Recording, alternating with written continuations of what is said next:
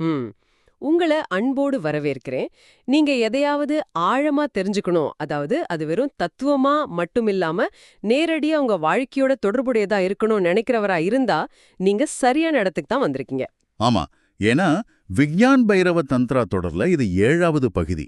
இந்த ஆழமான தேடல்ல நாம நிறைய விஷயங்கள 1972ல இருந்து 73 காலகட்டத்துல மும்பைல ஓஷோ தன்னோட தேடுபவர்கள் முன்னிலையில வழங்கின சொற்பொழிவுகள் இது இல்லையா? சரியா சொன்னீங்க. பண்டைய தந்திர நூலான விக்ஞான் பைரவ தந்த்ராவுல இருக்கிற 112 தியான முனைகளை நாம ஆழமா ஆராயப் போறோம். இது ஏதோ ஒரு தியரி கிடையாது. முழுமையான அனுபவத்தை பத்தினது. அதாவது மனச தாண்டி விழிப்புணர்வை நேரடியா உணர வழிகாட்டுற உரைகள் இவை. வாங்க சாட்சியாக நுழைவோம். இத கொஞ்சம் விரிவாக பார்ப்போம். கண்டிப்பா. மனிதர்களாகிய நாம ஏன் எப்பவுமே ஒருவித பதற்றத்தோடையே வாழ்ந்துட்டு இருக்கோம்? காலையில எழுந்ததிலிருந்து நைட்டு தூங்குற வரைக்கும் ஏதோ ஒரு தேடல், ஒரு அமைதியற்ற தன்மை நம்ம கிட்ட இருந்துகிட்டே இருக்கு. இதுக்கு என்ன காரணம்னு இந்த உரைகள்ல ரொம்ப தெளிவா சொல்லியிருக்காங்க. அதுக்கு முக்கியமான காரணம் நம்மளோட மையம், அதாவது சென்டர். நம்ம எல்லாருக்குமே நமக்கென்று ஒரு மையம் இருக்கு. ஆனா பிரச்சனை என்னன்னா, நம்ம அந்த மையத்துல வாழ்றதே கிடையாது. அதிலிருந்து விலகி தடம் மாறி தான் நம்ம வாழ்ந்துட்டு இருக்கோம். ஆமா. இந்த மையத்திலிருந்து விலகி இருக்க தன்மை தான் நம்மளோட எல்லா மன உளைச்சலுக்கும், பதற்றத்துக்கும், கோபத்துக்கும் அடிப்படை காரணம். இந்த விலகல் அதிகமாகும் போதுதான் ஒரு மனுஷன் பைத்தியக்கார நிலையை அடைறான். தன்மையத்தை விட்டு முழுமையா வெளியேறிடுறான், அப்படிதானே? எக்ஸாக்ட்லி. இதுக்கு நேர்மாறான நிலை தான் ஒரு புத்தரோட நிலை. அவர் முழுமையா தன்னோட மையத்துல நிலைச்சிருக்காரு. அப்போ ஒரு நிமிஷம், நாமெல்லாம் யாரு?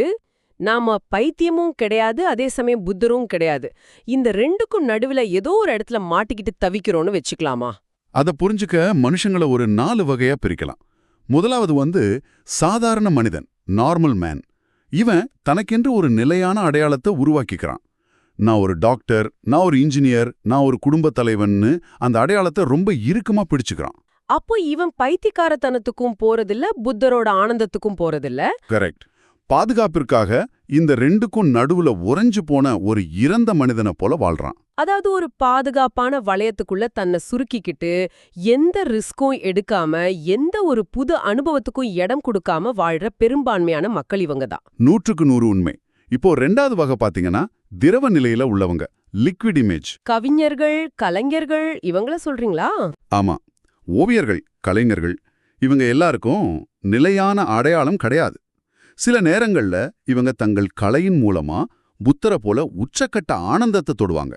சில நேரங்கள்ல தாங்க முடியாத மன அழுத்தத்தால பைத்தியக்கார நிலைக்கு போயிடுவாங்க. இவங்களுக்கு நிலையான பிடிப்பு இல்லாததால மன உளைச்சல் ரொம்ப அதிகமா இருக்கும். இத நாம நிறைய கலைஞர்கள் கிட்ட பார்த்திருக்கோம். எப்பவுமே ஒரு உணர்ச்சி கொந்தளிப்பிலேயே இருப்பாங்க. சரி, 3வது 4வது வகை என்ன? 3வது வகை நிரந்தர பைத்தியங்கள். இவங்க தங்கள் மையத்தை விட்டு முழுமையா வெளியேறியவங்க. தங்களுக்கு ஒரு வீடு இருப்பதை முற்றிலுமா மறந்தவங்க. திரும்ப எப்பவுமே தங்களோட மையத்துக்கு வரமாட்டாங்க. அப்போ 4வது வகை முழுமையா விழிப்படைஞ்சவங்க. ஆமா. புத்தர், கிருஷ்ணர், கிறிஸ்து மாதிரியான ஆட்கள். இவங்க முழுமையா தங்கள் மையத்துல, தங்கள் வீட்ல இளைப்பாடுறாங்க. இவங்களுக்கு எதிர்காலம் பத்தின எந்த பதற்றமும் இல்ல, ஆசைகளும் இல்ல. இதை ஒரு பெரிய அளவிலான பார்வையோட இணைச்சு பார்த்தா மனிதர்களாகிய நாம எப்பவுமே ஆகுதல் அப்படிங்கிற நிலையில தான் இருக்கும்.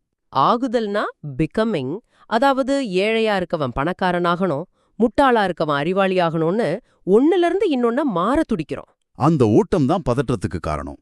ஆனா புத்தரோ இருத்தல்ல, அதாவது பீயிங் அப்படிங்கிற நிலையில இருக்காரு. அவர் நாளைக்கு சாப்பிடணும்னு இன்னைக்கு வாழல, இன்னைக்கே இந்த கணத்திலேயே முழுமையா உண்கிறார். அவர் எதையும் மூளையால உண்பது கிடையாது. மூளையால உண்பது, அதாவது செரிப்ரல் ஈட்டிங்னு சொல்றீங்க. நாம தினமும் சாப்பிடும்போது கூட ஒரு கையில மொபைல் போனை வச்சுக்கிட்டு ஆபீஸ் இமெயில யோசிச்சுக்கிட்டோ இல்ல நாளைக்கு என்ன நடக்கும்னு கவலைப்பட்டுக்கிட்டோ சாப்பிடுறோமே, அது சொல்றீங்களா?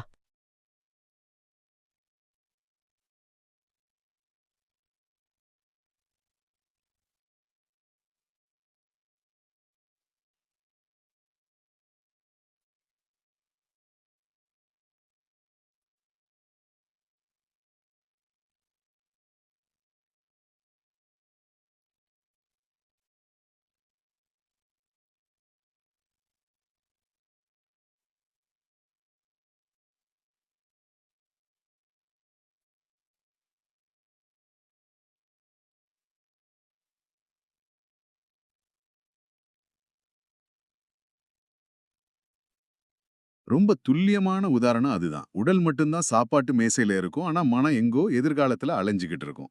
சரி, இப்போ எனக்கு ஒரு கேள்வி. இந்த சாதாரண மனிதர்களாகிய நமக்கு அந்த மையத்தை தொடுற வாய்ப்பு எப்பவாது தற்செயலாக கூட கிடைக்குதா?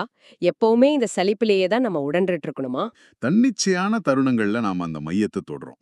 உதாரணமா, ஆழ்ந்த காதல்ல இருக்கும்போது அல்லது ரொம்ப சோர்வா உடல் முடங்கும் போது, இல்லனா முற்றிலும் புதிய ஒரு இடத்துக்கு, ஒரு மலைப்பிரதேசத்துக்கோ பீச்சுக்கோ போகும்போது என்ன நடக்குதுன்னு யோசிச்சு பாருங்க. நம்மளோட வழக்கமான மனம் செயல்பட திணறும். ஆமா, கடந்த காலத்தையோ எதிர்காலத்தையோ கணக்கிட முடியாம மனம் ஒரு கணம் அப்படியே ஸ்தம்பிச்சு நிக்கும். அந்த ஆசைகளற்ற ஒரு கணத்துல நீங்க அமைதியான மையத்தை அடையறீங்க. ஒரு கணம் நீங்களும் புத்தரா மாறுறீங்க.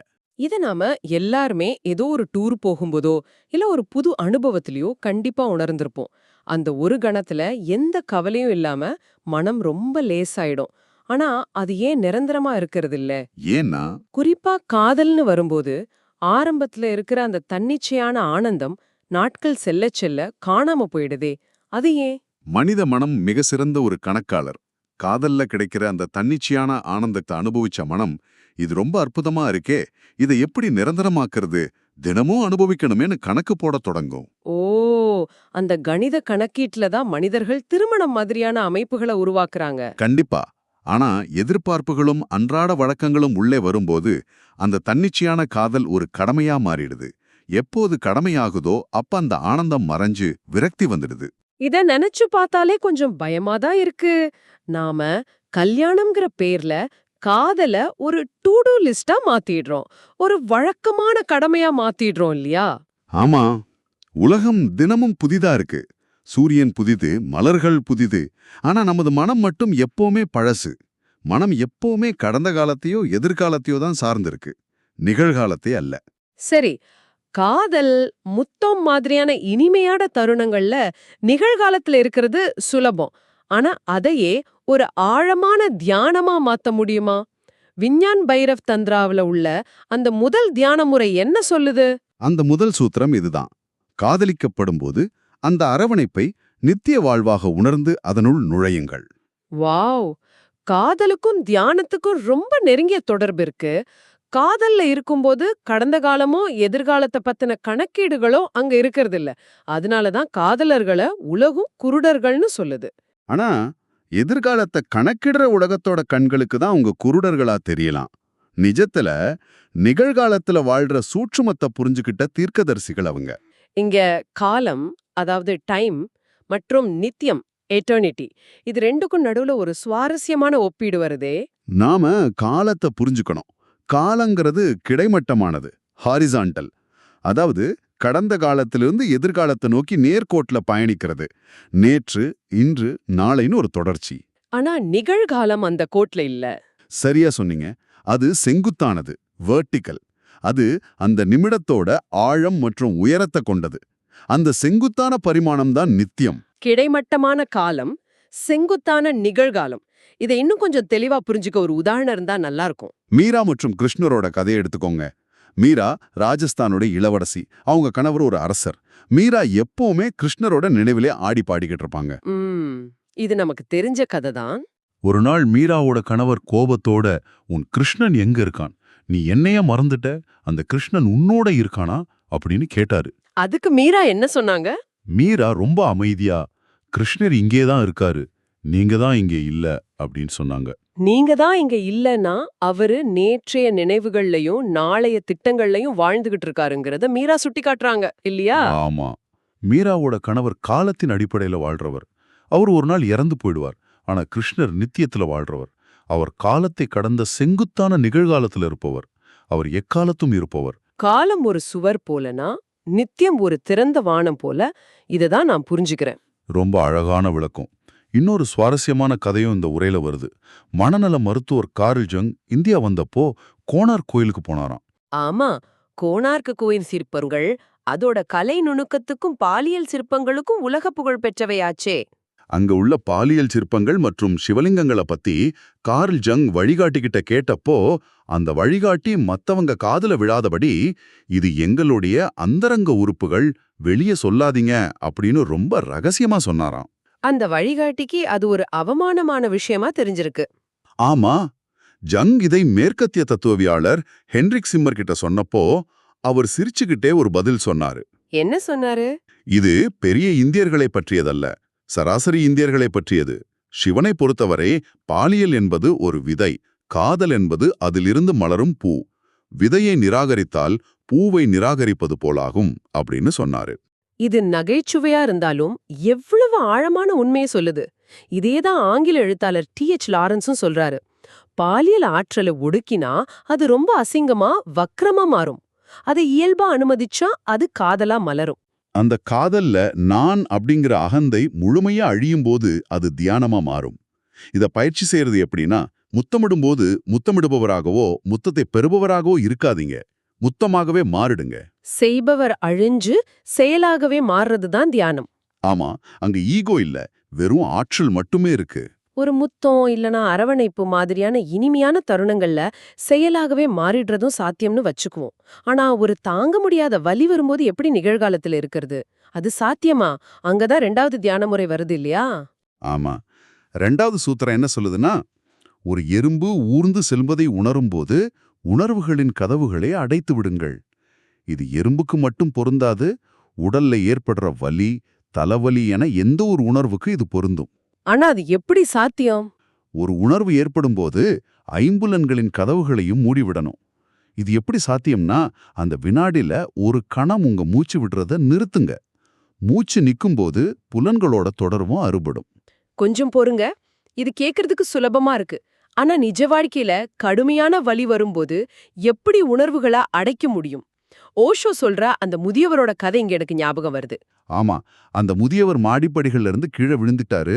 முதுகெலும்புல அடிபட்டு 3 மாசங்கள் படுக்கையிலேயே நகர முடியாம கிடக்கணும்னு மருத்துவர்கள் சொல்லிட்டாங்க. தாங்க முடியாத வலியால எப்படியாவது நான் இறந்துடணும், என்னால இப்படி மரக்கட்ட போல கிடக்க முடியாதுன்னு அவரு கதர்னாரு. அப்போ ஓஷோ அவர்கிட்ட ஒரு விஷயம் சொன்னாரு. நீங்க உங்களை ஒரு கற்சிலையா கற்பனை செஞ்சுக்கோங்கன்னு சொன்னாரு. அந்த முதியவரும் வேற வழி இல்லாம விரக்தியில அதை செஞ்சு பார்த்தாரு. 3 மாசங்கள் நகர முடியாதுன்னு மருத்துவர்கள் சொன்ன பிறகு அவர் தன்னை ஒரு சிலையா நினைச்சுக்கிட்டாரு. அதனால வலி எப்படி குறையும்? அது வெறும் மனப்பிரமை, அதாவது பிளாசிபோ இல்லையான்னு ஒரு கேள்வி வருது. அது மனப்பிரமை கிடையாது, அது ஒரு ஆழமான உளவியல் மற்றும் உடலியல் மாற்றம்.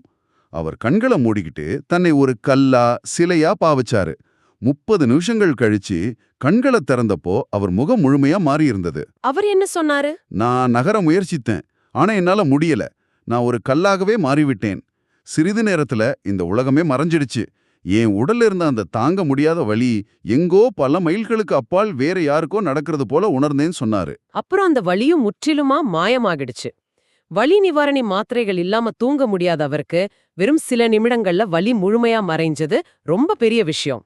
இதுக்கு பின்னாடி இருக்கிற தர்க்கம் என்னன்னா, உலகத்துடனான உங்க தொடர்பை நீங்க துண்டிக்கும்போது உங்க உடலுடனான தொடர்பும் தானாகவே துண்டிக்கப்படுது. ஏன்னா உடல் அப்படிங்கிறது இந்த உலகத்தோட ஒரு பகுதி தான், நம்மளோட மைய பகுதி கிடையாது. உடலுடனான தொடர்பு அறுபடும்போது நம்ம உண்மையான மையத்தை அடையிறோம். சரியா சொன்னீங்க. இப்போ இத கேட்டுட்டு இருக்கிற உங்ககிட்ட ஒரு கேள்வி. அடுத்த முறை உங்களுக்கு கடுமையான தலைவலி வரும்போது மாத்திரை போடுறதுக்கு முன்னாடி ஒரு சில நொடிகள் மூச்சை இழுத்து பிடிச்சு அந்த வலிய ஒரு பார்வையாளரா கவனிக்க முடியுமான்னு பரிசோதிச்சு பாருங்க. உங்க புலன்களின் கதவுகளை அடைக்கும்போது அந்த வலியின் வீரியம் குறைவதை நீங்களே உணரலாம். வலிய மட்டும் இல்ல, நம்ம உடலோட எடையே மனதால கட்டுப்படுத்த முடியுங்கிற விஷயத்துக்கு இப்போ வருவோம். 3வது தியான முறை எடையற்ற தன்மையை பத்தி பேசுது. அதோட சூத்திரம் படுக்கையில அல்லது இருக்கையில அமர்ந்திருக்கும் போது மனதை கடந்து எடையற்றவராக மாறுங்க. அறிவியலையும் ஆன்மீகத்தையும் ஒப்பிட்டு பார்ப்பது இங்க அவசியம். அறிவியலை பொறுத்தவரை இந்த பிரபஞ்சத்துல உள்ள அனைத்து பொருள்களுக்கும் எடை உண்டு. சூரிய கதிர்களுக்கு கூட மிகச் சிறிய அளவிலான எடை இருக்குன்னு அறிவியல் சொல்லுது. ஆனா மனிதனின் விழிப்புணர்வுக்கு, அதாவது கான்ஷியஸ்னஸ்க்கு எடை கிடையாது. மனிதன் இறந்த பிறகு அவனது உடல் எடையை அளந்து பார்த்த விஞ்ஞானிகளுக்கு ஏமாற்றமே மிஞ்சியது. ஏன்னா உயிர் பிரிந்தவுடன் உடல் எடை குறையறதில்ல. நம்ம உணர்வுகளுக்கும் நம்ம எடைக்கும் உள்ள தொடர்பு நாம அன்றாட அனுபவிக்கிறது தான். நாம ரொம்ப சோகமா இருக்கும்போது புவியீர்ப்பு விசை நம்ம அதிகமா கீழே இழுக்கிறது போல உணர்வோம். ஆமா, தோள்கள் தொங்கி போய் கால்கள் பாரமா இருக்கும். ஆனா நாம எல்லையில்லா மகிழ்ச்சியில் இருக்கும்போது ஒரு பெரிய சுமை இறங்குனது போல நாம எடையற்று ஒரு இறகு போல காத்துல மிதக்கிறதா உணர்வோம். ஏன்னா மகிழ்ச்சியில நாம உடலை மறந்துடுறோம், அதனால எடையற்ற தன்மையை உணர்றோம்.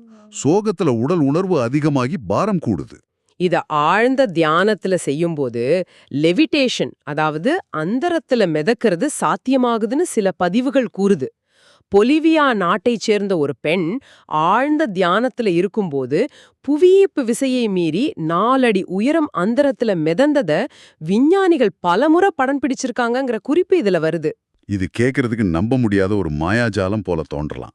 ஒருவேளை சிலர் இதை நிஜமாகவே உடல் ரீதியை மிதக்கிறதா நம்பினாலும், இதிலிருந்து நாம எடுத்துக்க வேண்டிய மிக முக்கியமான உளவியல் பாடம் என்னன்னா, ஈகோ அல்லது அகந்தையின் எடையை முற்றிலுமா உதிர்ப்பதுதான்.